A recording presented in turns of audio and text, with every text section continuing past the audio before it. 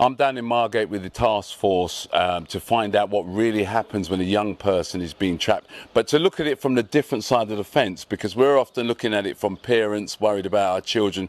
So today I thought I'd come down to Margate, where there is a massive problem down there, which is very similar to the problem in London, but it's escalating at a different level down there because children are being sent from London up to places like Margate to traffic drugs. So I thought I'd come and speak to a police officer and find out exactly the process behind how these young children or young people are being finessed into selling drugs, and in fact how they're being moved out and up and down the country. So I thought I'd come down and speak to you about it to get a clearer picture, maybe help save a life, or maybe give a parent information, valuable information they need to help their children. So how does this thing take place? Yeah, I think the important message to get across is gangs have become a lot more sophisticated in the last few years. So, for example, they will target vulnerability. They will come down from, say, London, and they will hang outside chemists looking at people picking up their methadone, outside places where you pick up your benefits or you receive drug treatment, outside schools, outside children's homes, and they will look for that vulnerability. And then what they start to do over time is start to complete their lists of vulnerable, particularly vulnerable adults and young people. And they come down in a team, and they will exploit that vulnerability. One example of that would be what we call clean skins. That's a young person with no criminal background at all, and their only vulnerability would be something like bereavement in the family, or parents or carers are arguing. But what you'll find is gangs will sometimes have people in the school of the same age that we call peer groomers, who will look for that vulnerability, and they'll befriend them and say, look, I understand how you're feeling, you've had a death in the family, have some freebie cannabis, that'll make you feel much better. And they allow that to happen 5 or 6 times, and then 7th, 8th time they suddenly turn around, says, my boss outside now wants 120 quid plus interest. If you don't pay it, I'm going to send someone down to stab you, your little sister, your little brother, your mum, dad, carer. It's a very powerful process of grooming, and you can argue they haven't got much choice. So they're actually put in a position where, like you said, they don't have a choice whether or not they accrue this debt or not. They're just given this debt by what you, and this is the important thing, this is what I want parents to listen to. You spoke about them being groomed in schools. Yeah. This is what I just go over that one more time, because this is so important, that children are being groomed in a school environment. Yeah, so what you've got is some young people in a school who may be connected to gangs, and they will be directed by the elder gang member to look for vulnerability. And one of those examples is a clean skin. And they will go through a process of befriending them, saying they understand how they feel, and then they offer them this gift. That gift could easily be food or other kinds of drugs, but mainly it's high-strength cannabis. And they allow that to happen for a period of time, and the whole point of that is to suddenly confront that young person with a big debt that they have no way of paying off.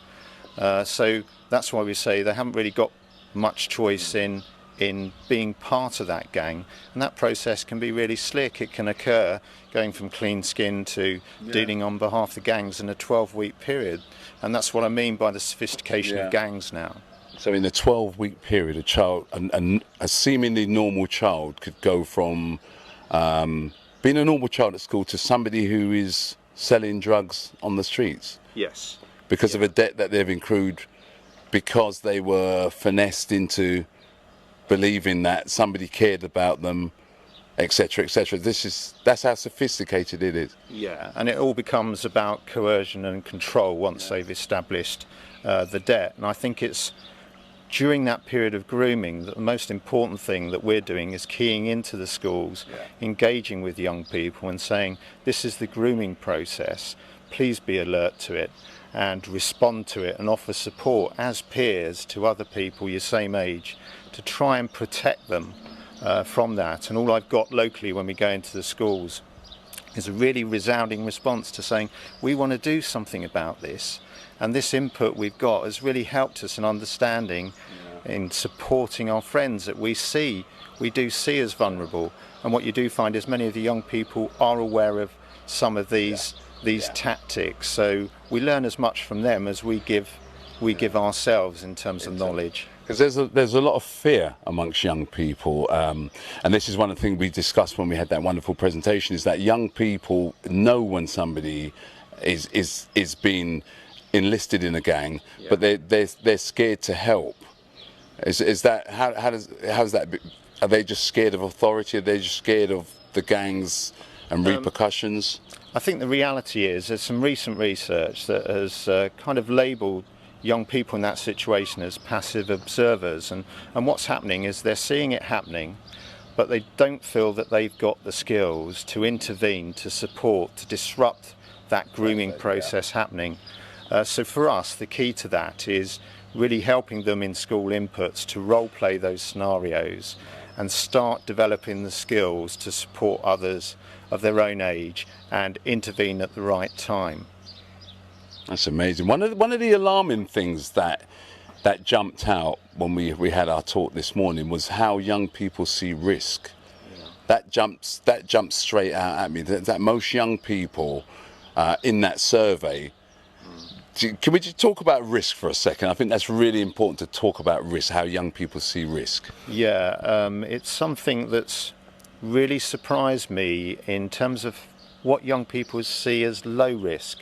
So the example is we go into schools and we do a program called Saying No to Drugs and Violence, and we talk to them about how gangs recruit them, but then we talk to them about what they see as low risk and high risk behaviour. And what we're seeing is a trend where young people see high risk as talking to a police officer, but the low risk things are carrying a knife, taking free cannabis from a stranger, taking alcohol from a stranger, and just accepting gifts in general is seen as a low risk behaviour.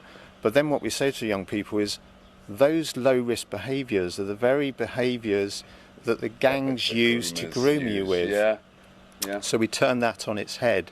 But that is surprising, and I'm not too sure what's happening there in terms of what you would think would be common sense is high risk, they perceive as low risk. So that's why we put so much effort into getting upstream and getting into the schools and helping these young people have the skills to help each other. So, I mean, this is all really interesting stuff, and I know that a lot of parents will be listening to this and saying that their child will never be involved in that lifestyle. I think it's a thing that, you know, we all try and know our children, but we can only know them so much. I was alarmed when I heard at the level of it happening in schools, and so I, as a parent, would be surprised if one of my children were being groomed in a school environment. So this is really sort of as an informative point for parents, and I think they should take note of this, is that it does happen at a level where you have no control, because it's done at a level where they're out of the house, they're in an environment where they're supposed to be safe, and yet you have peer groomers within the school environment. So if you have something that you would say to a parent who is concerned about their child, what would that be? If you could send a message to a parent that was concerned about their child? I think it's taking note of videos like this where we're trying to raise awareness of how the gangs recruit. So for parents, what I would be saying to them is look for those really early signs. That may be a change in behaviour when they're given high strength cannabis. That can alter their moods, so you might see a distinct change in mood. You could see a distinct change in clothing where they're wearing designer stuff, or they've suddenly got money. What we do find is if someone's suddenly confronted, a young person is confronted with a drug debt, that can manifest in the home as verbal abuse towards parents, grandparents, siblings, a sudden change in behaviour, or suddenly stealing something in the home. So it's looking for those little signs, but the moment you identify those signs, it's engaging with the school welfare officer and talking that through, or talking to the likes of ourselves, and we can offer the appropriate advice. There's some great advisory documents on the internet around parenting advice, and just type in parent advice for young people affected by gangs, and you can find that. There's quite a bit available on the internet. Oh, excellent. And just finally, I just want to touch on a subject really quickly. This is another point, was the use of children up and down the country. You know, children are now not just situated and selling drugs where they live. They're being placed in towns like this, up in Margate, and they actually live in areas like Tottenham or Haringey, and they're ending up in Margate.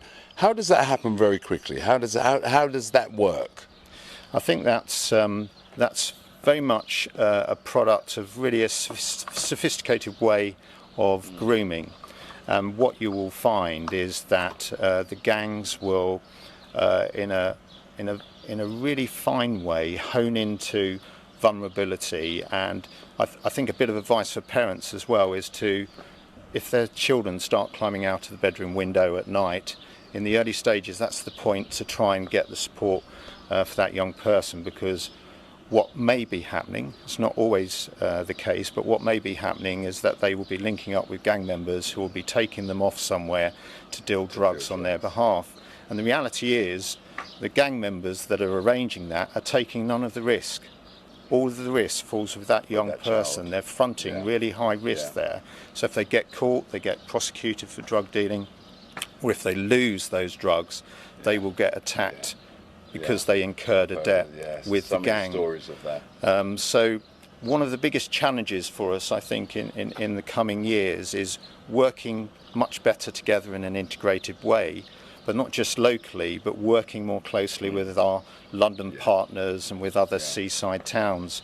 Because what we're finding is there is a potential patterning around children being taken to other seaside towns or up to London, and vice versa, other seaside town and London's children being brought down to us and trafficked to deal drugs. So that is a really big challenge, but I think that internal trafficking reflects the sophistication of gangs as they operate now, and it's our responsibility to actually work joined up and counter that risk.